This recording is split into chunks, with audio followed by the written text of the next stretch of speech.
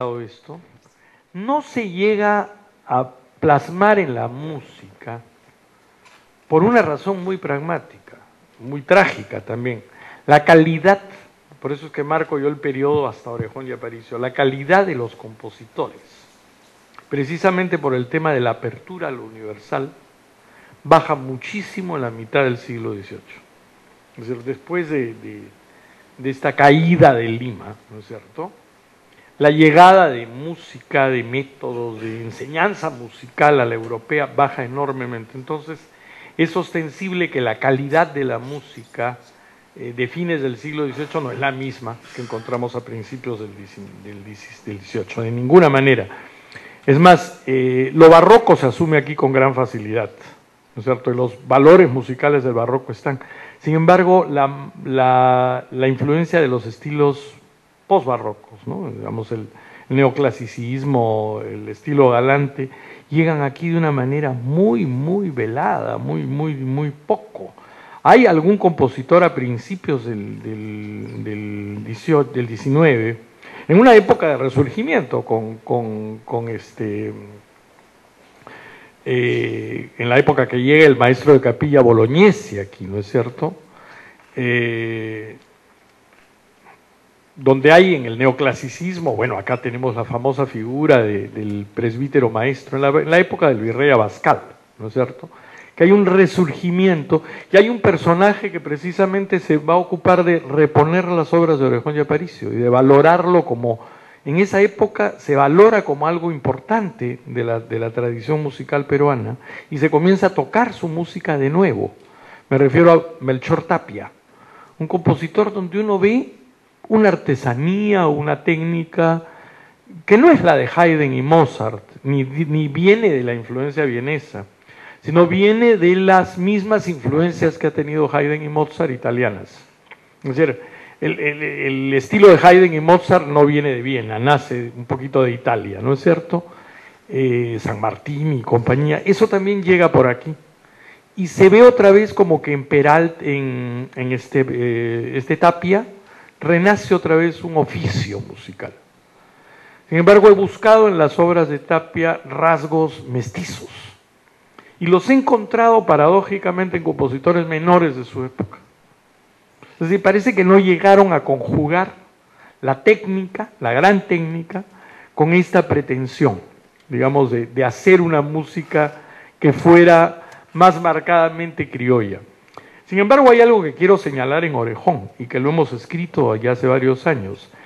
Hay un lirismo mestizo en Orejón, un lirismo criollo, un modo de hacer criollo muy marcado. Quiero rescatar algo dicho por el historiador de la música boliviano, Carlos Seoane, que creo que es valioso. No es solamente los rasgos mestizos, sino un modo de hacer mestizo lo que cuenta. Eso lo percibo en Orejón y Aparicio. Hay momentos en la música de Orejón donde hay un lirismo muy fresco, que podríamos conectarlo a ese lirismo que mal llamaríamos meloso del Yarabí. O sea, algo hay que puede marcar un modo de hacer peruano, sin necesidad del tema ideológico que aparece después. El tema ideológico es posbarroco en todo caso.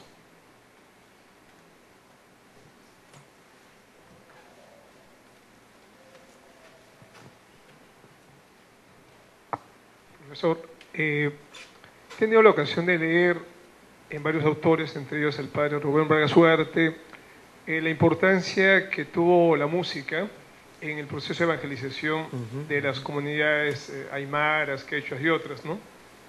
Que además era parte de una posición de la contrarreforma, ¿no? Sí, claro. Y en la película esta La Misión, con Jeremy Irons y Robert De Niro, se ve muy bien la importancia de los coros y todo, ¿no?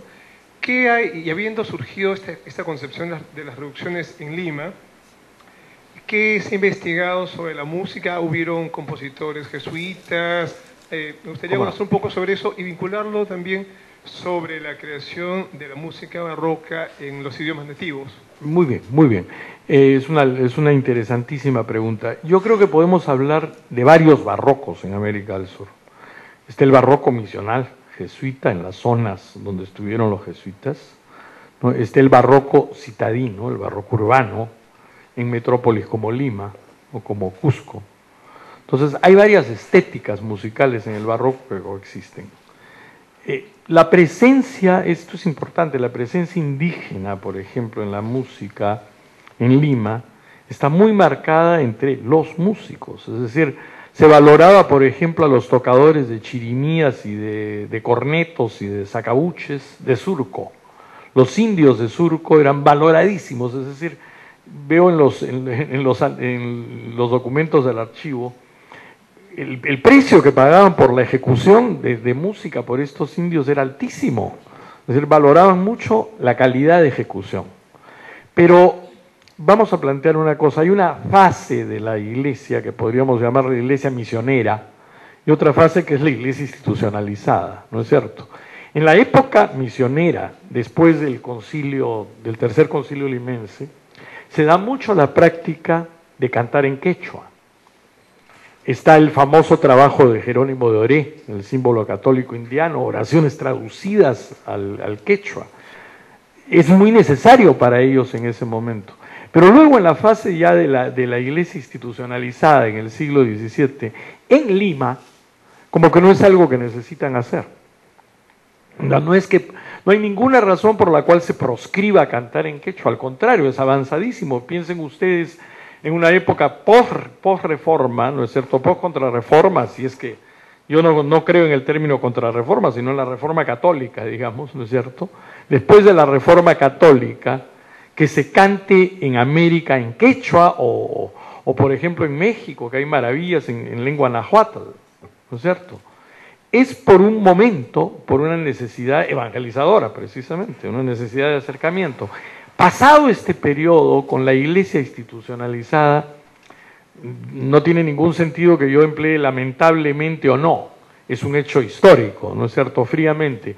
La iglesia deja de necesitar las lenguas aborígenes para cantar.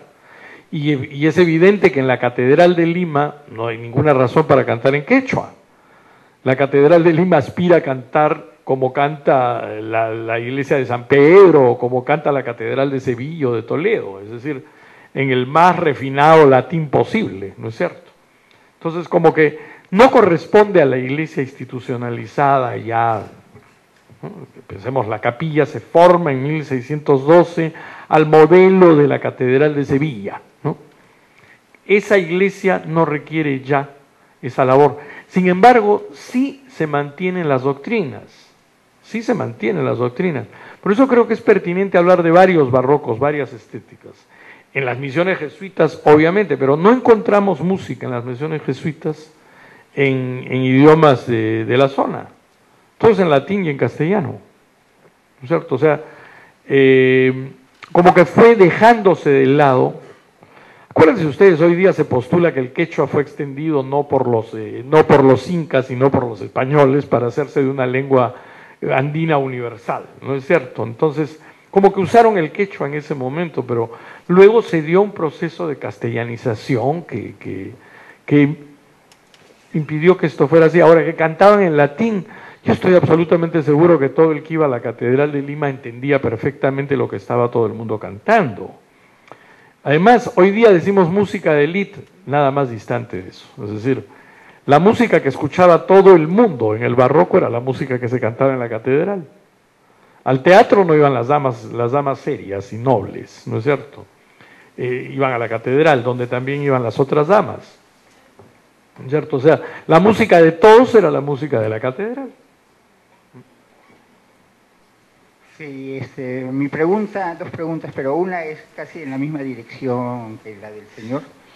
En lugares aislados, como las misiones jesuitas de Mojos y del Paraguay, ¿llegaban también esas influencias italianas, europeas? Enormemente, y quizá más que aquí.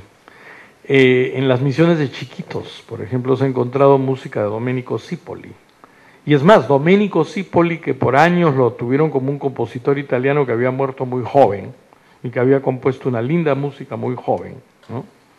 Después se vino a saber que Domenico Cipoli se había hecho jesuita y lo habían enviado a América, y que siguió componiendo aquí en América, es decir, no murió joven, murió viejo en América, componiendo música en las misiones jesuitas. La influencia italiana, por ejemplo, del barroco napolitano o romano en Bolivia es mucho mayor que en Lima y más temprano. O sea, es más, crean hasta un modelo de contrabajo, que lo conocemos hoy como el contrabajo jesuita. Crean instrumentos, aprenden a tocar en el más puro estilo violinístico italiano. Los jesuitas hacen eso con los indígenas de chiquitos y de mojos. O sea que ya eso nos demuestra esa apertura universal, ¿no?